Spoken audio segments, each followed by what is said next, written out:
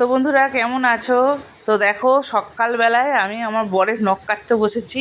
নখগুলো বড় হয়ে গেছে। আমার বর বলে নিচু হতে অসুবিধা হয়, তুমি আমার নখ কেটে দাও। বেশিরভাগ নখটা আমিই কেটে দিই। তো যাই হোক, সকালবেলা স্নান টান করে এসে বসেছি, অমনি আমায় কাজে লাগিয়ে দিল। আর দেখো তো সর্ষে পোস্ত বেটেছি। আর ভিডিওটা করব, ফোনটা হচ্ছে আমার ছেলের কাছে। ফোনটা ছেলের কাছে এই কারণে, আমার ছেলের ফোনটা ড্রেসিং টেবিলের ওপর থেকে পারতে গিয়ে আমার মেয়ে ভেঙে ফেলেছে। ওই ফোনটা দোকান থেকে যতদিন না আসছে আমি ফোনে সেরকম অ্যাক্টিভ থাকতেও পারছি না, কোনো বন্ধুর পরিবারে যেতেও পারছি না। তো যাই হোক, দেখো আমার বর বাজার থেকে নিয়ে এসছে ফলই মাছ। ফলই মাছটা দোকানে আগেই বলা ছিল, তো আজকে পেয়েছে, নিয়ে চলে এসছে। মানে দোকানদার ফোন করেছিল, গিয়ে আবার নিয়ে এসছে। ফলই মাছটা বলা ছিল। তো যাই হোক, মাছের সাইজটা খুব একটা বড় না, কিন্তু জ্যান্ত মাছ। আর নিয়ে এসে চিন্তা করছে কি করব মাছটা, কেন আমার অলরেডি ঘরে পমফ্লেট মাছ আর কাতলা মাছের মুড়ো আমি ভেজে রেখেছি, রান্না করব। ওই যেহেতু ভিডিও করতে পারিনি, ছেলের কাছে ছিল ফোনটা। আর এখানে পটল ভেজেছি, কুমড়ো ভেজেছি, আর এই যে মাছ তো ভেজে রাখা। আর সর্ষে পোস্তটা বাটছি আমি, সর্ষে পোস্ত দিয়ে পমফ্রেট মাছের ঝাল করব আমি। তো সেই কারণেই। আর এখানে আমি রান্নাটা দেখাতে পারিনি, ফোন হয়েছে ছেলের কাছে। কালো জিরে, কাঁচা লঙ্কা, টমেটো তেলের মধ্যে দিয়ে আর সর্ষে পোস্তটা দিয়ে দিয়েছিলাম জলে গুলিয়ে, একটু লঙ্কার গুঁড়ো, হলুদ দিয়ে দিয়েছি, তারপর মাছটা দিয়েছি। আর এই মাছগুলো নিয়ে তো আমিও চিন্তায় পড়ে গেলাম, মাছগুলো কি বাঁচবে না জলের মধ্যেই থাকবে। তো যাই হোক, মাছগুলো কিন্তু এখনও অবধি বেঁচে আছে, এখন 8টা বাজে, সন্ধে প্রায়। আর এখানে দেখো আমার একটু হাতার মধ্যে তেল আগেই তুলে রেখেছিলাম, মানে লাস্টে দিয়ে নামাবো বলে, কারণ হাতটা এঁঠো থাকলে তেলের জায়গায় হাত দেওয়া যায় না। আর এখানে আমি মুগের ডালটা ভেজে নিচ্ছি, সোনা মুগের ডাল ভেজে নিয়ে আমি ধোবো। আর ধুয়ে তো ভাজা যাবে না। আর এখানে দেখো মুড়ো দিয়ে কাতলা মাছের মুড়ো দিয়ে ডাল করব, তার জন্য পেঁয়াজ, রসুন, আদা সব নিয়ে নিয়েছি, টমেটো, মানে যা যা মশলা লাগে।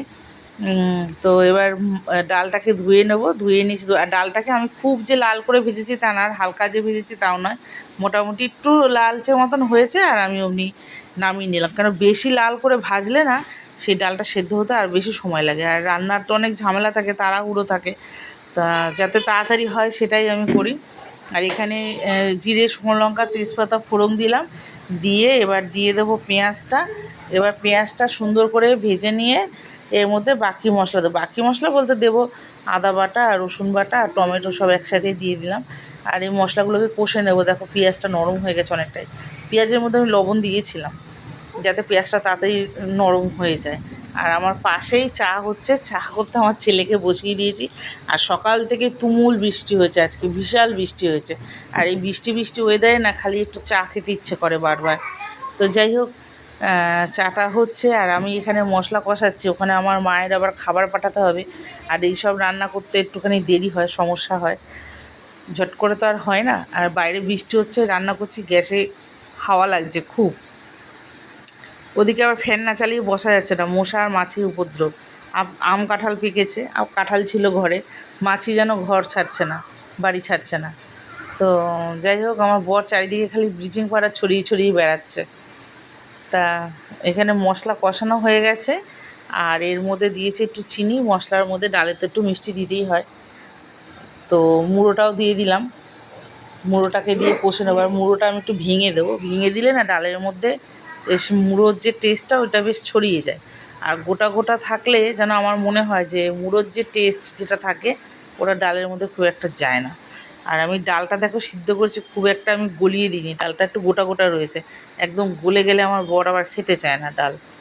আর পাশে দেখো জল গরম বসিয়েছি, হালকা গরম হয়েছে, এই জলটাই এবার দিয়ে দেবো। আর ডালটাকে নাড়লাম না কেন মশলার সাথে, নাড়লে ডালটা ঘেটে যেত, ভেঙে যেত। সেই কারণে আমি আর ডালটাকে আমি নাড়াচাড়া করিনি, মশলার সাথে জলটা দিয়ে দিলাম। এবার একটু নেড়ে দেবো, দিয়ে তারপরে আবার একটু জল দিয়ে দেবো, কেন ওইটুকু ডালে তো আর হবে না, আর অনেকটা ঘন হয়ে যাবে। আর আমি ডাল নিয়েছি প্রায় 200 মতন ডাল নিয়েছি। তো যাই হোক, ডাল আমার রেডি হয়ে গেছে, দিয়ে দিলাম গরম মশলা। আর আজকে আমার ঘি ছিল না, ঘি যা ছিল আগের দিন বিরিয়ানিতে দিয়ে খেয়ে ফেলেছি, ঘি এখনও আসেনি। শুধু গরম মশলা দিয়ে নামিয়ে দিলাম। আর এটা হচ্ছে পমফ্রেট মাছের ঝাল, আর এই যে কুমড়ো পটল ভাজা। আর আমার বর, আমি বলেছিলাম আর কিছু করব না, তো আমার বর বললো আমার জন্য একটুখানি আলু ভাজবে না, আমি খাবো, ছেলে মেয়ে খাবে, তাদের জন্য একটু আলুটা ভেজে দাও। তো যাই হোক, বায়না করেছিল, ভেজে দিলাম আলু, আমি খাবো না। ভিডিওটা কেমন লাগলো কমেন্টে জানিয়ে।